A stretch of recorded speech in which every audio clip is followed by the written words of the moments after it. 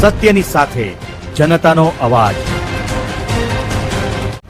આપ જોઈ રહ્યા છો 24 ન્યૂઝ નેટવર્ક। તાજા સમાચાર, ઝડપી અપડેટ અને સચોટ માહિતી 24 ન્યૂઝ નેટવર્ક સમાચાર સૌથી પહેલા। થરાદ અભિવાદન ભાજપને મળેલી ઐતિહાસિક બહુમતી બાદ રાજગઢી ખાતે ભવ્ય કાર્યક્રમ। થરાદ શહેરના ઐતિહાસિક રાજગઢી ખાતે થરાદ અભિવાદન નામે ભવ્ય અભિવાદન કાર્યક્રમ યોજાયો હતો।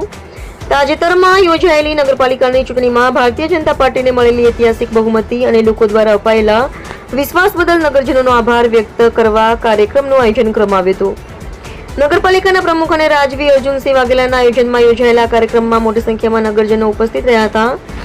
સમગ્ર રાજગઢી વિસ્તાર ભાજપના જયઘોષોથી ગુંજી ઉઠ્યો હતો। યુવાનો, મહિલાઓ, વડીલો સહિત વિવિધ સમાજના લોકો ઉત્સાહપૂર્વક કાર્યક્રમમાં જોડાયા હતા। થરાદ તાલુકાના અનેક ગામડાઓમાંથી પણ મોટી સંખ્યામાં ઉપસ્થિત રહ્યા હતા। કાર્યક્રમમાં ગુજરાત વિધાનસભાના અધ્યક્ષ અને થરાદના ધારાસભ્ય શંકરભાઈ ચૌધરી ખાસ ઉપસ્થિત રહ્યા હતા।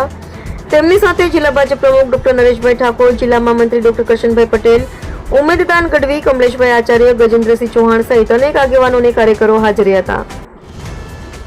કાર્યક્રમને સંબોધતા શંકર ચૌધરીએ જણાવ્યું હતું કે ભારતીય જનતા પાર્ટી વિકાસ અને જનસેવાની રાજનીતિ કરે છે। થરાદની જનતાએ ભાજપને આપેલો આશીર્વાદ વિકાસ પ્રત્યેનો વિશ્વાસ દર્શાવે છે। તેમણે જણાવ્યું હતું કે પ્રધાનમંત્રી નરેન્દ્ર મોદીના નેતૃત્વ હેઠળ દેશ અને રાજ્ય સતત પ્રગતિના માર્ગે આગળ વધી રહ્યો છે।